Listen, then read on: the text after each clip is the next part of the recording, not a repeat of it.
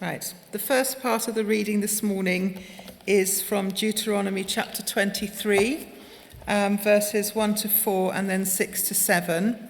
And that's on page 201 in your Pew Bibles, if you want to look it up.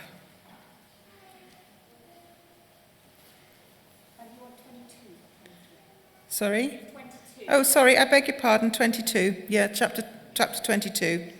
1 to 4 and then 6 to 7. Yeah, 200, page 200.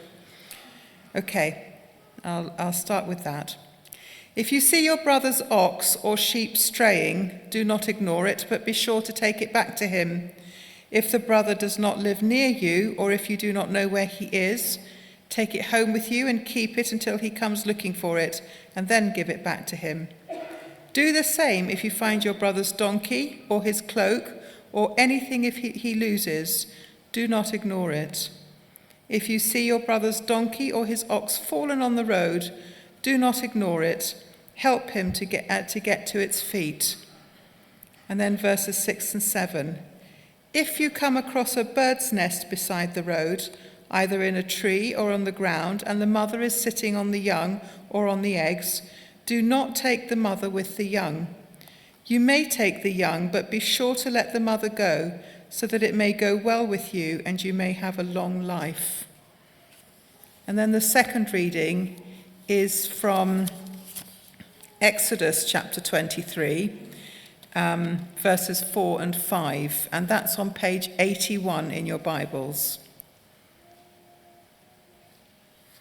Exodus 23.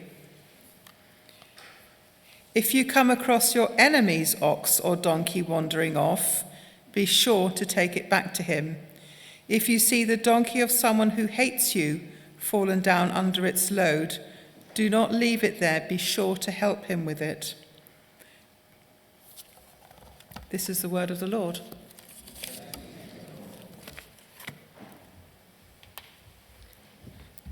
Right. Hi folks, if you don't know me, I'm Jessica Tennant. I'm one of the occasional preachers here, and we're continuing our series on Creation Tide. And today's theme is really about our role and our responsibility looking after nature, and particularly animals. And so I want to introduce you to an animal that I am responsible for. This is my grandpup Sandy, and she's every bit as cute as she looks. And my daughter Lucy was one of those people who bought a puppy in lockdown. And I am definitely not a dog person, but Sandy and I have a very close bond. We love each other very much. And I look after her quite a lot. And when I'm responsible for her, I feed her, I take her for walks, I try to stop her eating all sorts of unpleasant things, and definitely try and stop her rolling in all sorts of unpleasant things. I play with her, I scratch her back and I tickle her tummy, and in return I get total unconditional love. And I also know that she's caring for Lucy and helping her with her mental health. Now, Lucy and I had a Deuteronomy 23 experience. There we were in a place called Wanaka, New Zealand, walking up a hill. And what I want you to notice is the scarf. The scarf's a very important part of the story. So, Lucy and I were walking up this hill, and we found this very distressed lady. And she'd lost, not her ox or her donkey, but her dog. It had run away, and she was sort of staying there because she wanted to be there if it came back to where she'd left it. But she said, when you go up the hill, will you look for the dog? And so Lucy took her telephone number, and off we went. And hey presto, we found a dog. So we tied my scarf around its neck and took it back to the lady. Everyone was very happy, except that we had to walk all the way up the hill again. So most of us, our experience of responsibility for nature and animals is our pets. And I said, I don't know, does anyone here keep chickens? But apart from that, but it was a very different experience for the people in biblical times, the people that these rules were written for, because their animals were absolutely precious to them. They didn't just use them for their milk and their meat and their skin, their hair, their wool, their bones. They used oxen for ploughing. They used donkeys for transport. But it was a very intimate relationship because the ordinary people, when they built their houses, they had a room for them sleeping and cooking, and then they had a room for the animals. And they would take the animals in at night or when the weather was bad for their protection. So it was they had a real responsibility, and they got a lot back from their animals. So let's just look at the passage. Now, we've been looking in this creation tide at the rules God gave his people so that they knew how to live in the promised land as people that pleased God, as people that did what God wanted them to do. Now, as far as I can see, theologically, when we look back on those rules, which are in the first 5 books of the Bible now, we can find that there are 3 sorts of rules. The first sort of rules are the ones that were definitely for that time. Jesus has come, and we don't have to do them anymore. And the biggest one of those, I suppose, is circumcising all male babies on the 7th day. A lot of people sigh of relief at that point. The third sort are the ones that tell us about God's heart. So they're really important that we follow the spirit of the law, if maybe not the whole letter of the law. And that would be things like love your neighbour as yourself. And the one we talked about last week, about leaving the grain at the edge of your fields for the poor and the widows and orphans and the strangers. And then there's the middle group, which are the ones that we don't really know. They're either confusing or they're controversial, and they're things like the verse we missed out in our passage today. So I think today's passage, which is from Deuteronomy, is very much one of the heart of God passages. It's showing God's heart and his care for creation. And what really hit me about it is that it's really strong words. You know, do not ignore an animal in trouble.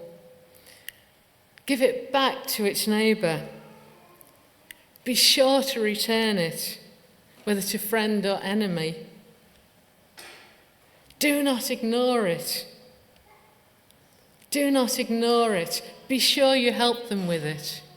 It's about, like, we could have just walked past the lady in distress and we could have just walked past the dog. But God's imperative. God is saying, don't walk past. Do it. And then there's this really weird one, isn't there? So you find a bird's nest. Just take the eggs, not the bird. Why? So that it may go well with you and you may have a long life. How weird is that? I don't think God is actually saying, if you find a bird sitting on a nest, just take the eggs. What God is saying is live in harmony with nature and take what you need. Don't exploit, don't spoil, don't take far more than you need. Because for some reason, even though we've got this abundant God, we tend to live in an idea that we don't have enough, and we need to get more and more and more to keep us safe rather than trusting in God. And we need this command very much for this world, don't we?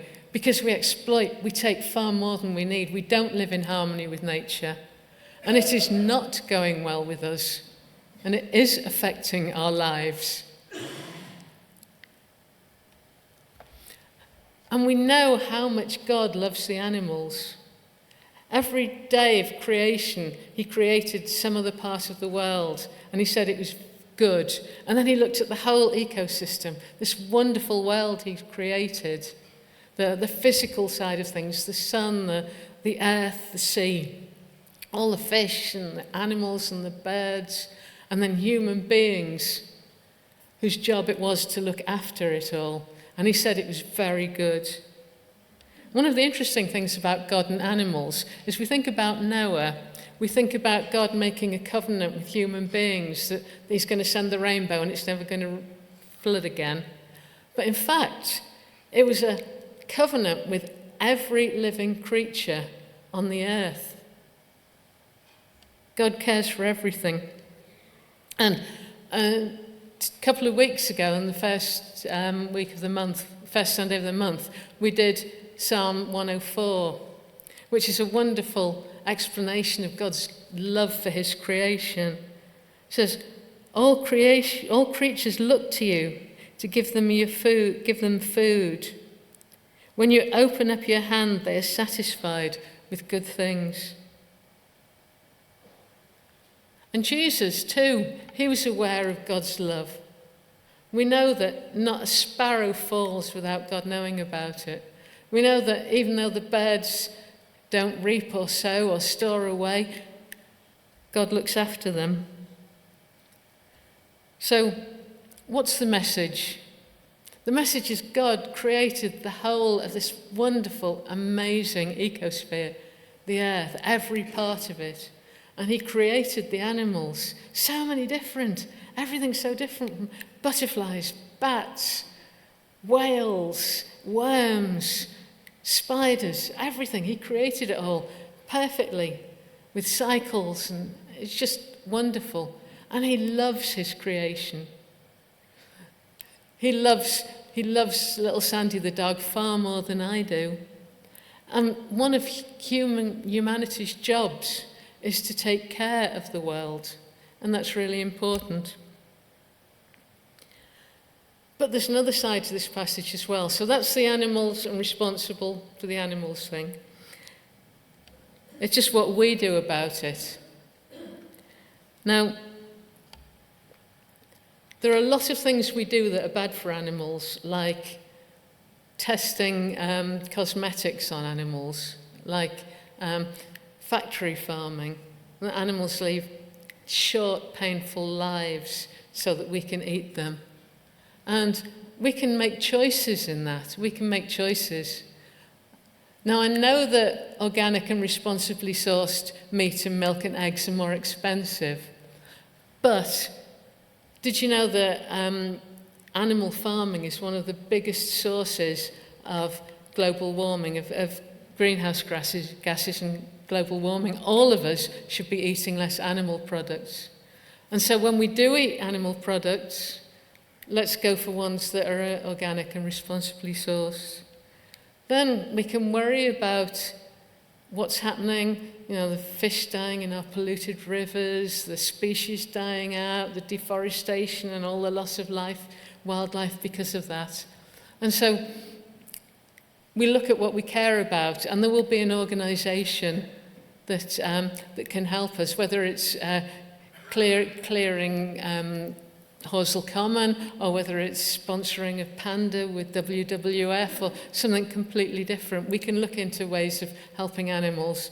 And I want to say, England's famous for its support for animal charities, and animal charities tend to get more than human charities, so do this as an extra. And the last thing is, you can actually encourage native wildlife in your own garden. So if you go onto the A. Rocher Eco Church website and you go to resources and you go to land, there's a lovely document that explains all the things you can do to help species that are struggling, like butterflies, in your own garden. Yeah. So that's animals. But there's something beyond animals in this passage, isn't there? Because the passage says, not only if you see an animal in distress, help its owner, it says, if you find anything that someone has lost, don't ignore it. So it's not just about helping animals, it's about taking responsibility for the people around you in need. So if you see a fellow Israelite who's in trouble with their donkey or their ox, don't ignore it. If you see even someone who hates you struggling with their animal, help them with it, and it's helping them as well. And This kind of fits in with our responsibility to the whole world, including each other. And remember when Jesus told the story about what was going to happen at judgment, how he was going to pick out the sheep and the goats. And the sheep were the people who would live with him forever. And what did he say that these people did? They fed the hungry. They gave drink to the thirsty. They invited in a stranger. If they saw someone who needed clothes, they gave them. They visited the sick and those in prison. So it's taking responsibility for people and the whole of creation. And you know, when he was crafting the story of the Good Samaritan, I wonder if he actually had those verses from Deuteronomy and Exodus in his mind. And he's saying, don't ignore someone in trouble, help them. And then telling the story about the priest and the Levite who walked past someone in trouble. And the person who did help, who was it? It was someone helped the other. Samaritans and Jews were enemies. He helped someone who hated him. And that's really important. And the reason I want to bring this up is because I'm really concerned about what's happening in our society at the moment. I'm really concerned about the polarization, about the othering of people, about the division into us and them, and the rejection of globalism. And it's really scary. And what we're seeing is the far right and the social media algorithms are weaponizing those who've been left behind, those who've been lost, and stoking their anger. Not at the forces that are actually causing their difficulties, but at the one who is other. And what's more, they're encouraging people to say, we want to restore Christian values to our country, which means actually not being good to the other. And we need to remember that we are part of this worldwide Christian church, people from every nation, every tribe, every colour, all joined together, responsible for our world, for bringing people back to God, for looking after the wildlife, for looking after the animals, for caring for the world.